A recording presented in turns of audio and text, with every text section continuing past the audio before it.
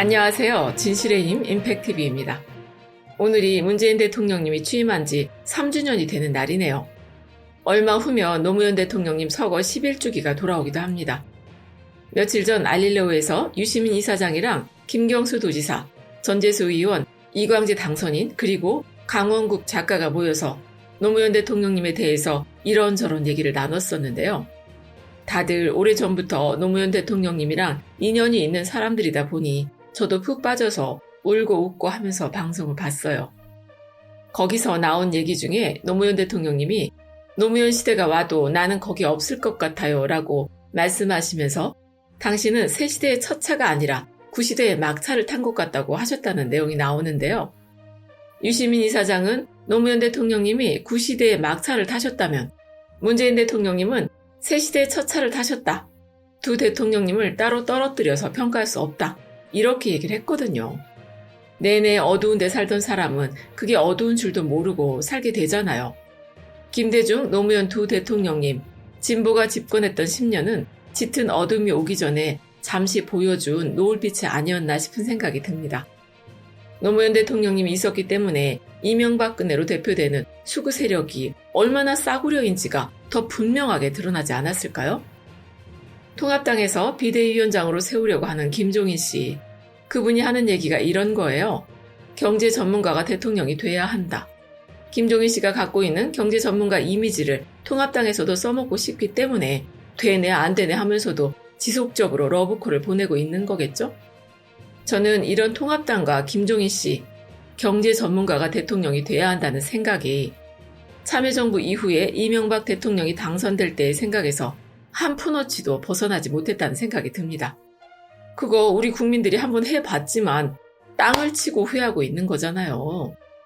경제 살릴 대통령, 경제 전문가 대통령이라고 앉혀봤더니 나라를 기업인 줄 알고 국민들 상대로 이윤을 창출하려고 들어요. 그것도 정부가 이윤을 보는 게 아니라 자기가 이득을 보겠다고 덤비니 아주 나라 살림을 알뜰하게 거덜내고 가셨잖아요. 이명박근혜 시절을 거치면서 민영화된 기업이 도대체 몇 개입니까? 그런데도 아직까지 정신을 못 차리고 경제 전문가가 대통령이 돼야 한다 이러고 있으니 시대 정신을 못 읽어도 이렇게 못 읽을 수가 있나 싶은 생각이 들 수밖에 없는 것 아닙니까? 노무현 문재인 대통령님은 시대 정신을 읽을 줄 아는 분들이고 한 국가의 지도자가 어떤 덕목을 가지고 있어야 하는지를 정말 잘 보여줬다고 저는 생각합니다. 문재인 대통령님이 3주년을 기념해서 연설을 했는데요. 앞으로 대한민국이 나가야 할 방향이 무엇이고 남은 2년의 임기 동안 새 시대를 어떻게 준비해 나갈 것인지에 대해서 잘 말씀을 해주셨어요. 인상적이었던 것 몇 가지 소개해드리면요. 일단 지금 K-방역이라는 말까지 생겨나면서 우리나라가 전 세계에 주목을 받고 있잖아요. 이런 현상을 거론하면서 이미 우리는 방역에서 세계를 선도하는 나라가 됐고 K-방역은 세계의 표준이 됐다. 지금 유흥시설에서 집단 감염이 일어났지만 우리 모두가 경각심을 갖고 대처한다면 우리의 방역 체계는 바이러스 확산을 충분히 통제하고 관리할 수 있다. 이렇게 얘기를 하면서 방역이 경제의 출발점이지만 방역이 먹고 사는 문제까지 해결해주지 않기 때문에 일상으로의 복귀를 마냥 늦출 수 없다는 말씀도 하셨거든요. 말하자면 방역과 경제를 모두 잡아야 한다는 절실한 필요성을 우리 정부에서 느끼고 있다는 겁니다. 대통령님 말씀처럼 방역이 먹고 사는 문제까지 해결해 주지는 않으니까요. 방역을 강화하는 측면은 질병관리본부를 청으로 승격해서 전문성과 독립성을 강화하겠다. 이렇게 제시를 했어요. 전문 인력을 확충하고 지역 체계도 구축해서 지역의 부족한 역량을 보완하겠다. 이렇게 말씀하는 걸 보면 제가 예전에 방송에서 말씀드린 대로 지자체에서 시행하고 있는 방역 작업을 중앙통제 시스템과 연계해서 진행할 수도 있겠다는 생각이 듭니다. 그리고 경제 분야에서 미래 먹거리를 준비하겠다. 이런 말씀도 하셨는데요. 코로나를 거치면서 대한민국이 세계에서 가장 안전하고 투명한 생산기지가 됐다. 세계는 이제 값싼 인건비보다 혁신 역량과 안심투자처를 선호하기 시작했다고 하면서 이게 우리에겐 절호의 기회라는 얘기를 하거든요. 대통령으로서 우리 고용시장을 어떻게 바라볼 것인지가 잘 나타난 대목이라고 꼭 말씀드리고 싶은데요. 지금도 통합당에서는 대통령의 경제 정책을 바꿔야 한다. 이렇게 지속적으로 얘기를 해요. 왜 그럴까요? 그들이 생각하는 경제는 한마디로 기업하기 좋은 시스템을 만드는 일 아닙니까? 고용 유연성이라고 표현되지만 결국 쉬운 해고죠. 기업이 이윤을 창출하기 위해서 좀 더 값싼 노동력을 우리 사회가 제공해야 하고 국가는 기업들의 지원을 해줘서 낙수 효과를 발생시켜야 한다고 끊임없이 주장하고 있는 거죠. 지금 미국은 쉬운 해고로 인해서 실업자가 사상 최대치로 발생하고 있고요. 우리 문재인 정부는 고용을 유지하는 기업에 지원을 해주겠다. 이렇게 정책 방향을 이미 내려놨어요.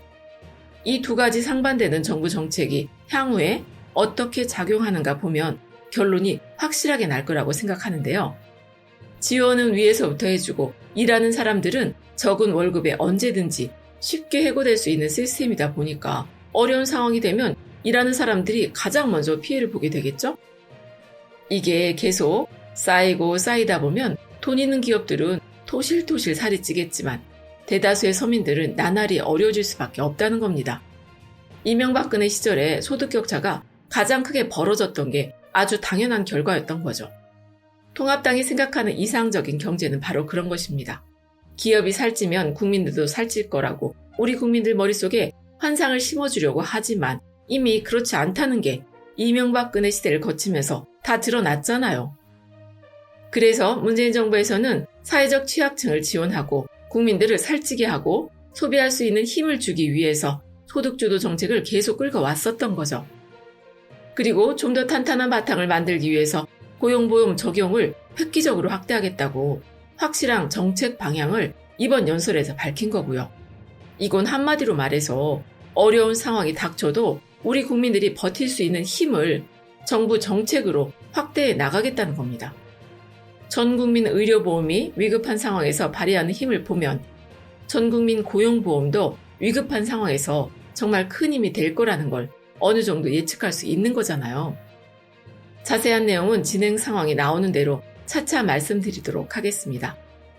새 시대의 첫 차, 새로운 대한민국을 잘 만들어 나갈 수 있도록 우리 모두가 끝까지 잘 살펴보고 노력해야 한다고 생각합니다. 끝까지 시청해 주셔서 고맙습니다. 유시민 씨, 예, 그 노무현 시대가 올까요? 그러시는 거예요. 제가 오죠. 그거는 필연적으로 올 수밖에 없죠. 이제 그랬더니 근데 그런 시대가 오면 나는 없을 것 같아요. 그러시는 거예요. 그 내가 그때 약간 이제 나중에 두고두고 후회를 했는데 그렇게 될 수도 있죠. 그러니까 후보님은 첫 물결을 타신 분이라 가고 싶은 데까지 못 가실 수도 있죠. 후보님이 못 가셔도 다음 파도가 오고 다음 파도가 오서 언젠가는 거기까지 갈 겁니다.